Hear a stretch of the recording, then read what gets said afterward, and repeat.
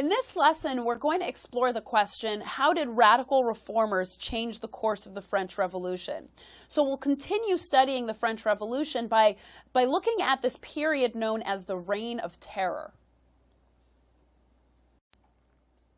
So our primary goal is to learn why the revolution grew more radical in France. And in doing that, we'll have to first be able to explain how conflicting goals in the French government created problems. So not everyone wants the same thing following the start of the revolution. We also will need to be able to identify the causes and effects of the Reign of Terror in creating a more radical government. So let's preview some of the words that we'll need to know in this lesson. Now, if you take a moment to look through these words, at any time during the lesson, remember, if you need to refresh your understanding, you can click on the word and it'll give you a greater context. So in this lesson, we're exploring the question, how did radical reformers change the course of the French Revolution? Now, we know the start of the revolution begins with the establishment of this National Assembly. And the leaders of this new French government at first kind of all want the same thing. They want some minor changes, but soon there's a disagreement within this National Assembly that's going to lead to an increase in radicalism. Finally, this increase in radicalism leads to something called the Reign of Terror. Now, before we talk about kind of how all of these events unfold, let's take a moment to look at the famous slogan of the French Revolution.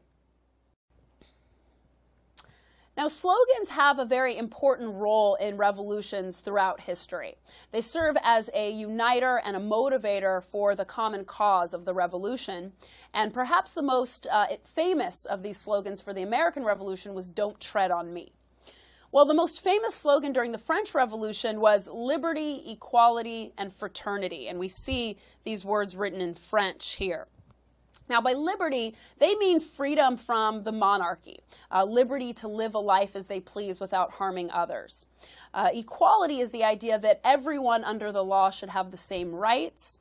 And fraternity is kind of the idea that there's a brotherhood or a sisterhood that's uniting everyone together. Now let's look at how all of these ideas unfold throughout the revolution. So as we explore this question, how did radical reformers change the course of the French Revolution, we have to think about that slogan, liberty, equality, fraternity. Clearly, everyone is trying to make their voices heard. And so as we look at kind of how things unfold leading to this reign of terror, we need to first understand how this disagreement initially begins within the National Assembly. So soon after the French Revolution begins, we see this breakaway of the National Assembly, which is mostly members of this Third Estate, or the former Third Estate, that had broken away to create this kind of independent branch of government. Now, from the very beginning, there are many disagreements within this new National Assembly. They can't agree on their goals, despite the fact that they had published this Declaration of the Rights of Man.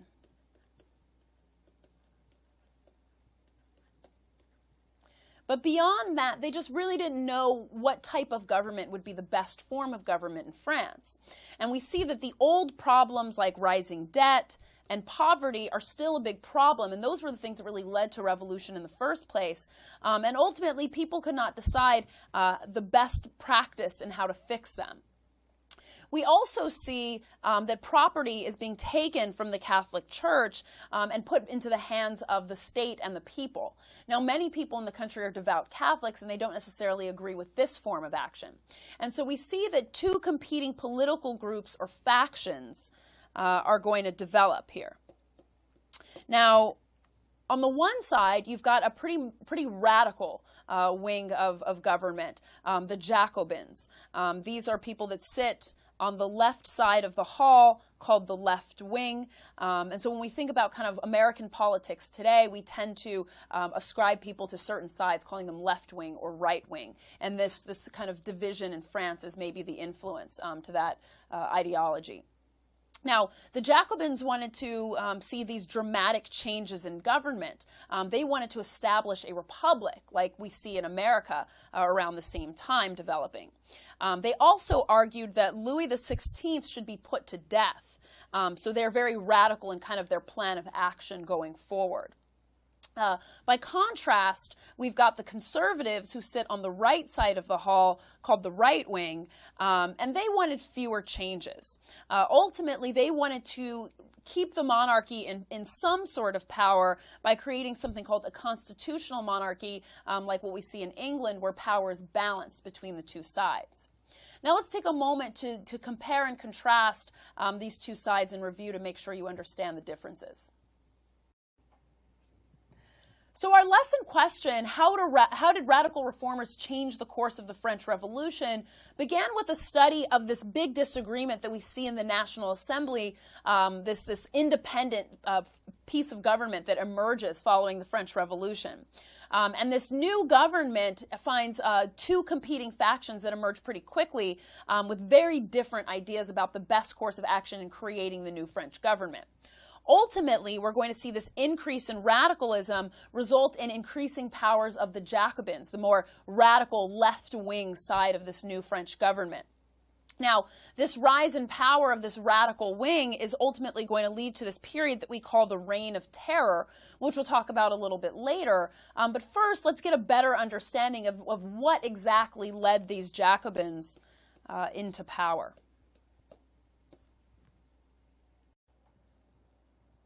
So by 1791, just 2 years after the revolution begins, we see that the bourgeoisie, those wealthy members of the former Third Estate, are losing power in favor of the working class.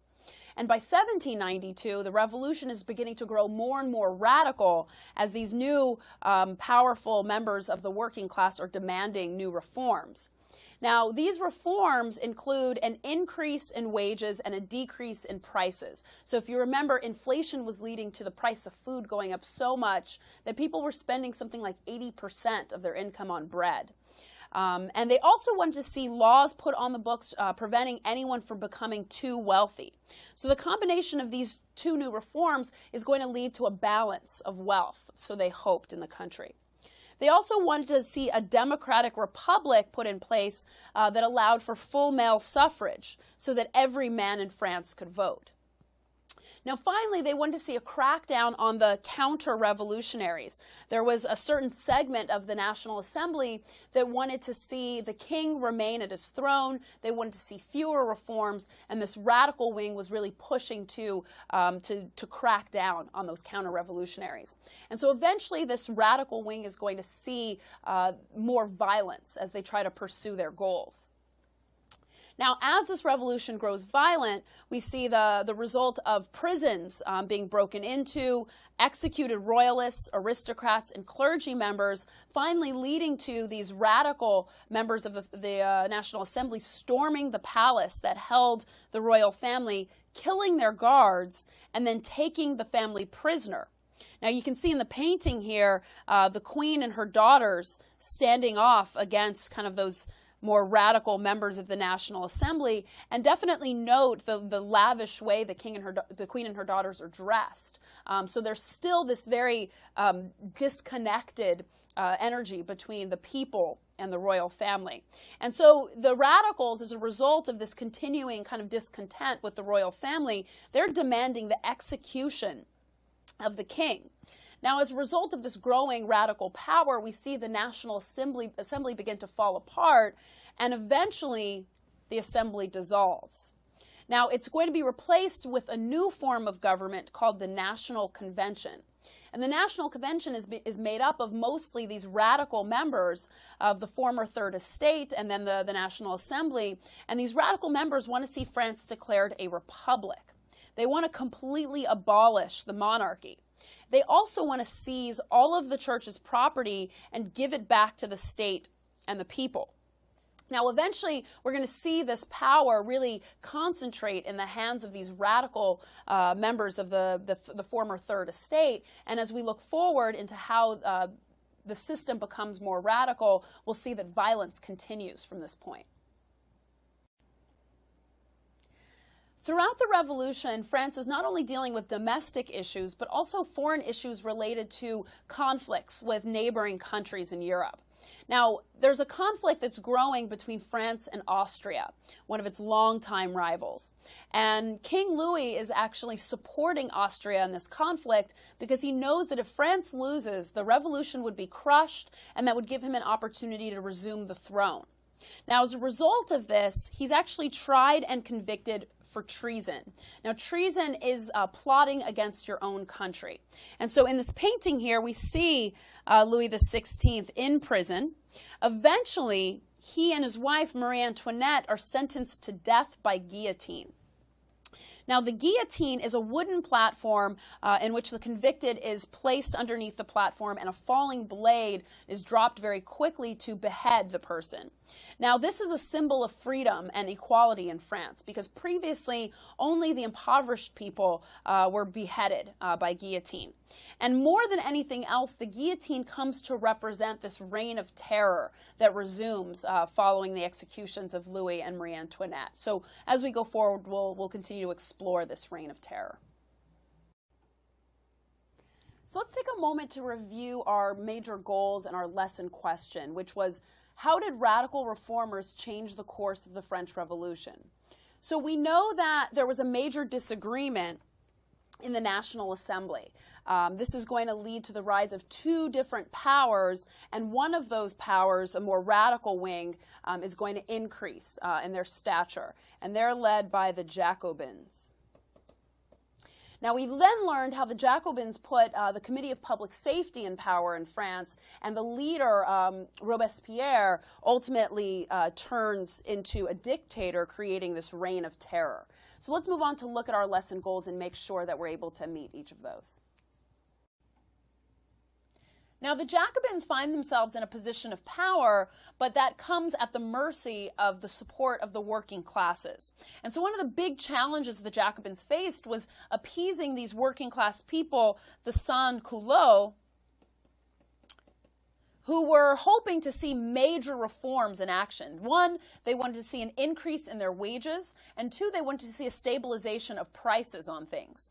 But this is going to be very difficult for the Jacobins to accomplish, because we've got ongoing wars with neighboring countries like Austria and Prussia. And so this is going to increase the French debt and obviously not allow the government to stabilize prices and increase the wages that many of these working class people are hoping for. And so as a result, they decide that they need a new form of strong leadership, and that is going to come in the form of the Committee of Public Safety. The Committee of Public Safety is led by a man named Maximilien de Robespierre. Now, Robespierre is the leader of the Jacobins during the French Revolution, and so he's kind of the natural choice to lead this new Committee of Public Safety, and he's got these kind of radical ideas with regard to how to do that. First of all, he wants to eliminate all traces of French nobility. Because he was influenced by Enlightenment thinkers like Rousseau, he believes in democratic reforms. However, once he's in this position of power, he begins to act like a tyrant and is eventually executed by guillotine. Now, the guillotine becomes the symbol of the reign of terror that exists underneath Robespierre's rule. Now, before we look at that more deeply, let's first get an understanding of how the Committee of Public Safety is ruling. Now, the Committee of Public Safety was created to take control of the French government. It was ruled absolutely under Robespierre. So we're finding that these rulers that believe in these democratic reforms, once they're in power, are taking full advantage despite their beliefs leading up to that. Robespierre believes that terror is nothing other than justice, prompt, severe, and inflexible. He is attacking anyone who is seen as a counter-revolutionary. So anyone that isn't completely on board with the new French government is a potential threat, basically. And he begins to place thousands of people on trial for various crimes, eventually executing 17,000 people within the span of about 1 year's time. And this period is known as the Reign of Terror. Now, we know a lot about this time period, the Reign of Terror, through primary sources like art from the period. One of the most famous artists of this time was a man named Jacques-Louis David, who painted what he called the lictors bring Brutus the bodies of his sons. This is a depiction of the Roman Republic being led by Brutus, who went so far as to sacrifice his own children for being opposed to the Roman Republic. And so the kind of main idea that's supposed to come out of this painting is that you're meant to sacrifice your family for the good of the country. And so we'll continue to talk about how all these primary sources kind of come together in helping us understand how these events happened. So the Reign of Terror lasts for about a year. By July of 1794, though, many members of the Committee on Public Safety had begun to turn on each other. And this is the result of many members of the committee themselves being put to death, and the kind of exhaustion that many people in France felt after hundreds of thousands of people had been tried, 17,000 people had been executed. People are looking for another form of government. And so members of the committee actually kind of band together behind Robespierre's back, create a coalition to overthrow him, and eventually Robespierre himself is charged, convicted, and then executed by guillotine. Now, as a result, power in France is going to shift back into the hands of the National Convention, and so we are going to see kind of this swing towards a more conservative government. And it's important to kind of think about how this becomes kind of cyclical. The revolution begins fairly conservatively. People are hoping to see a constitutional monarchy balance power between the monarchy and a parliament, very similar to what we see in England. But then we see a radical wing kind of develop with the hopes of creating a representative democracy like we see in America. But following Robespierre's execution, we see power go back into the hands of that kind of conservative side. And so it kind of creates a cycle, if you will. Now, the impact of the revolution and the Reign of Terror is important to mention because there are some pretty big movements or events that kind of come out of this revolution. One, the French aristocracy, or those high-ranking nobles, they lose their power and privileges in favor of the wealthy bourgeoisie, many of those members of the Third Estate who had broken away in the early days of the revolution. And as a result of this, we see ordinary people winning more political rights and freedoms. And so the Enlightenment really has a big influence on this part of the movement. But because of France's continued kind of revolutionary activity, we see that many surrounding neighboring European countries begin to turn against France and declare wars against them. And these wars that France finds itself kind of continually embroiled in are going to continue the financial problems and a lot of the kind of social and domestic problems that the country is facing. Now, in the political cartoon we see on the screen, we see this kind of fitting to what's happening in France at the time. Here we see Robespierre being executed by the wooden guillotine, and it's meant to depict kind of what's happening as one person after another is falling in France. The only person's left to be executed is the executioner himself. And so clearly France is in a position where it needs a new form of government because they're killing everyone, according to this cartoon anyway. So we'll take a chance now to kind of review everything we've learned about the revolution and go from there. So this timeline is going to give us an idea of kind of how the events of the revolution unfold. We know that the revolution really kind of begins in 1789 when the Declaration of the Rights of Man is published. So we'll say the revolution begins right around this time. And just a few years later, after the establishment of this new government, we see war begin with Austria in 1792. So this is going to continue the economic problems that the country is facing. Within a year of this war beginning, Louis XVI is convicted of treason and executed in 1793. And this sets off this so-called Reign of Terror, which lasts for a year, killing 17,000 French people. Now, the leader of the new Committee of Public Safety, which is enacting all of these executions, Maximilien de Robespierre, is eventually accused of being a tyrant himself and executed as well. Now, keep these major events in mind as we look at how other events in the world are transpiring around the same time. Now, the same year that France is motivated to declare its own declaration of equal rights is the year that the U.S. Constitution goes into effect, 1789. So we see that these two things happen at the same time. Now, we know that following the war with Austria, the Reign of Terror, following Louis XVI's execution and the subsequent execution of Robespierre, we see that there is a reestablishment of the National Convention. So we'll just kind of add this in.